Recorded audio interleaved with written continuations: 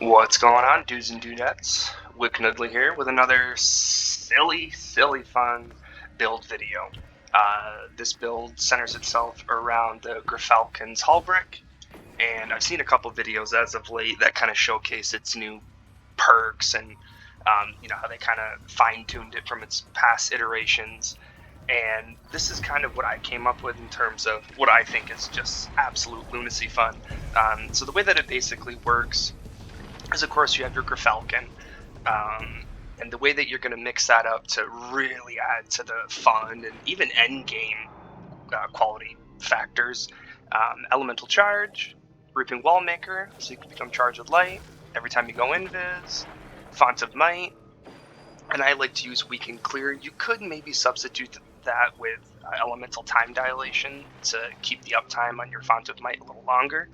That's totally up to you and however you want to play it, but the one weapon that really helps bring this into the oh my goodness factor is the Velis X, and it doesn't necessarily have to be the Velis X. I just like it because of the repulsor brace and golden tricorn kind of trifecta. So the basic way that it works is you dodge one time, you go invis, and when you come out, you're going to have volatile rounds, and every kill with your Velis X is going to give you a void overshield because of the repulsor brace. On top of that, whenever you pick up a well, you're going to be doing extra damage for all of your void weapons, and they're going to have the volatile rounds. And you just keep looping. And at the same time, I'm tinkering with Deathbringer. I came across an old video from Aztec showcasing all the best void weapons and how they kind of synergize with the volatile rounds. This is the old volatile flow from the previous season, and Deathbringer came out on top, and it wasn't even close how much higher it was. So I'm still trying to level up my catalyst on that, but I'll just bring you through real quick just to show you in real time. Of course, the nightmare ended, but we'll just go to the next one, just so you can see how utterly silly this build is. I'm sorry if this video is a little lengthy. It's gonna wait for that next nightmare to pop up. Okay. So hopefully that's gonna, here we go.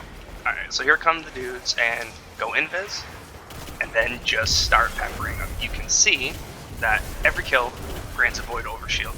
So you just basically sit here in the pocket and just murder everything. Granted, this is kind of lower tier.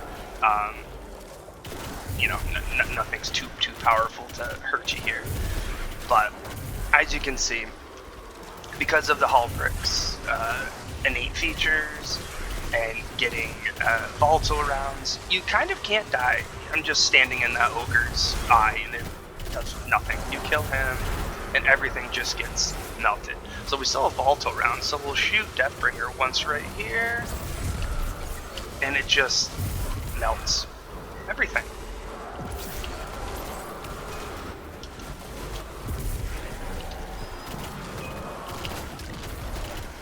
It is so silly fun, very easy to use. The synergy of everything is what I really enjoy. Just every aspect just adds to the next one. You're getting increased damage the entire time, invisibility, volatile rounds. It's just got everything that you could want. And then, throw in a tether, of course, because why not do even more damage to stuff?